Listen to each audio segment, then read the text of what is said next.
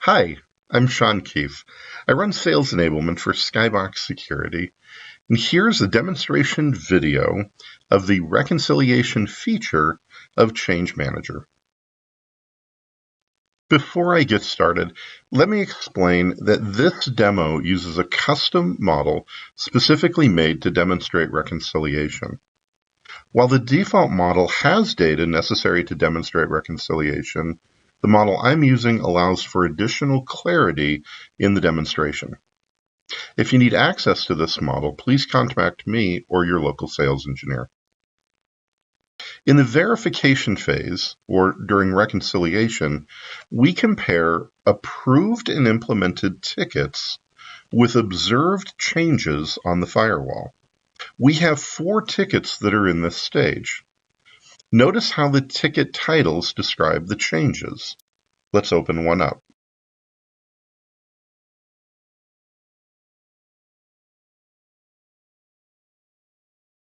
In ticket 398, we see the request to allow a single IP, 1042.157, to have access to another single IP, 1042.129, for port 22.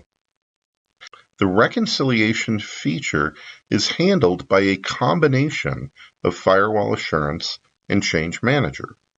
In Change Manager, I can see if the ticket has been verified as implemented. In Firewall Assurance, I can see if the change has been authorized.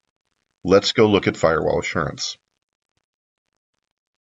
Here in Firewall Assurance, down in the Change Tracking section, we can see a link for change reconciliation. Let's go ahead and click that link. Clicking the link brings us to the All Changes tab, grouped by status. If we look at Authorized Changes,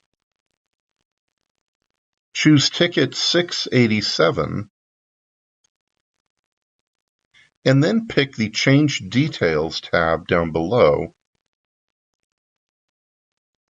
we can see the changes described as 1042.157 to 1042.129 for port 22. Sound familiar? If we click on the Change Reconciliation tab, we'll notice that this change was automatically reconciled with Ticket 398. This change matches Ticket 398 perfectly. Notice the 3 columns. The coverage column features a bar pictogram giving a visual representation of the ticket to change relationship. The CR coverage field, here showing 100%, means that the ticket is fully covered by the change. In other words, the ticket is fully implemented. The third column is the FW change coverage, here also showing 100%, meaning the change is fully covered by the ticket. In other words, the change is authorized.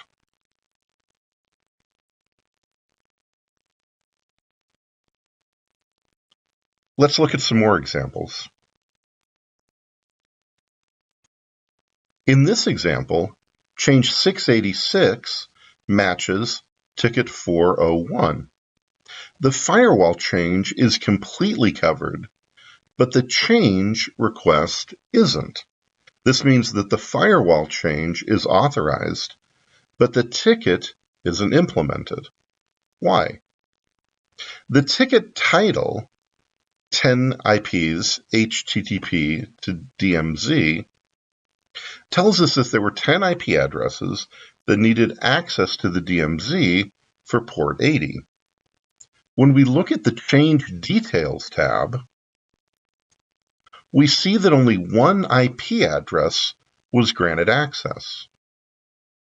The IP address was one of the 10 that was requested, so the change is approved, but the ticket won't be considered implemented and verified until the other 9 IP addresses get access as well. What about the reverse situation? Here we'll look at the pending authorization section.